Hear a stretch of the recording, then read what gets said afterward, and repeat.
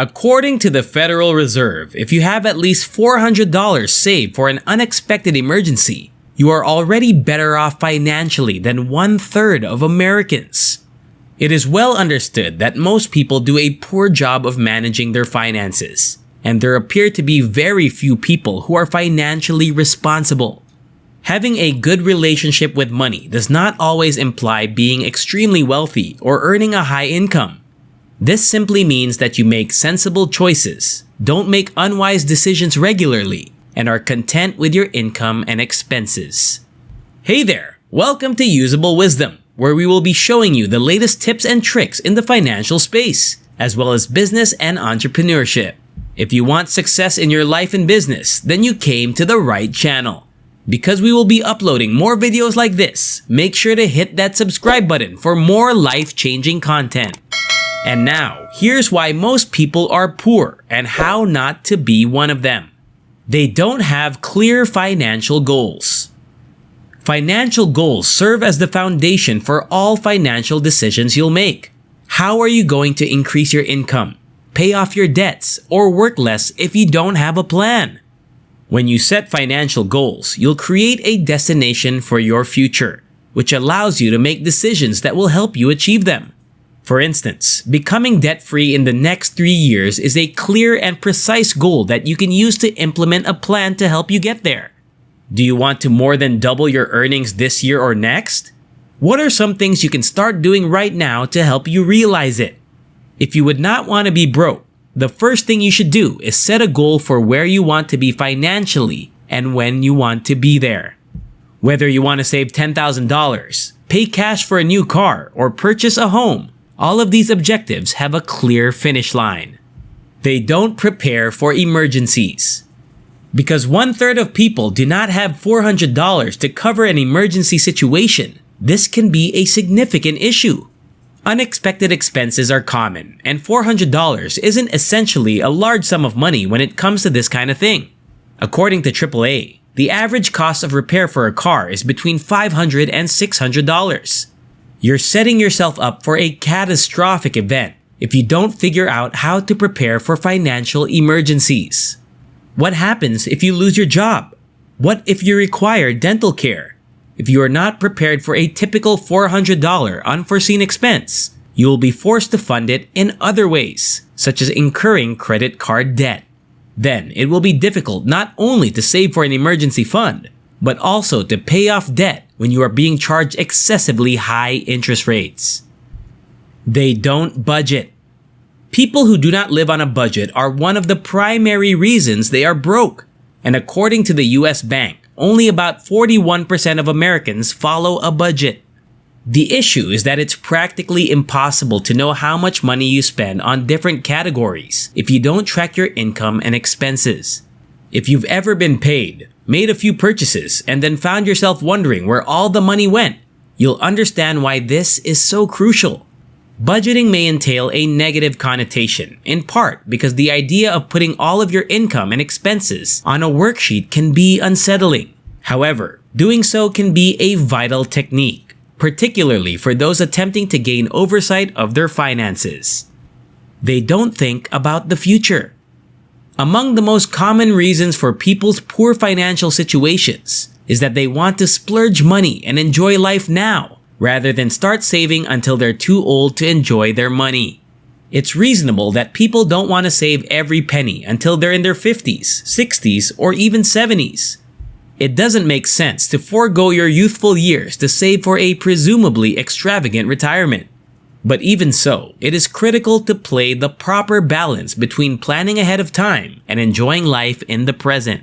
You'll want to invest in your future while also making intelligent choices that will allow you to live a happy life while you're young. Most people would agree that finding a balance between trying to make decisions that will benefit you in the future and spending money that will allow you to have fun now is essential. They have expensive habits. Wealthy individuals aren't the only ones who indulge in costly habits. Poor people have many costly habits, which is one of the factors preventing them from advancing. Tobacco use is just one example of an expensive habit that costs far more than people realize. If a smoker smokes 1 pack of cigarettes per day at $7 per pack, The monthly cost is more than $200. How many smokers would say they don't have enough money to invest $200 per month for their upcoming years? Eating out regularly is another costly habit. This isn't just going out to eat a few times a month. This is frequently eating out that is possibly more than having home-cooked meals. People have no problem spending $50 on a meal out, but then claim they don't have any money. It's not a big deal to spend $50 here and there. However, if you live paycheck to paycheck, reducing an expense like this constantly will make a lot of difference. They have bad debt. There's no such thing as equal debt. There are two types of debt: good debt and bad debt. Good debt is money that you borrow to help you make money, such as a mortgage on a rental property. Then there's bad debt, which is what most people think of when they think of bankruptcy. This is money borrowed to buy assets that will depreciate over time. Cars, clothes, vacations, and the majority of items purchased with credit cards are examples of this. When you use bad debt, you not only pay interest rather than earning it, but the items depreciate and have little to no resale value. Moreover, debt enables people to make purchase decisions that they cannot afford and do not have the funds for. For example, if a person wants to buy a new car but cannot afford to pay cash, they may choose to finance it. They are now paying interest to the creditor. The car is depreciating rapidly, and it was previously out of their budget. In other words, it's too big for them. Rich people gain interest. Poor people pay it, as the saying goes. They spend money to impress people. As Dave Ramsey puts it, most people buy things they don't need with money they don't have to impress people they don't like. He goes on to suggest, nothing will make you go broke faster than trying to impress others. As ridiculous as this may seem, it is common and occurs all the time. Several people make purchases to impress others, believing that if they appear wealthy, those around them will be jealous and impressed by their accomplishments. The truth is, you may feel satisfied after making a huge purchase to look good, but that fulfillment will be fleeting. That purchase may have long-term consequences, long after that first impression on those people.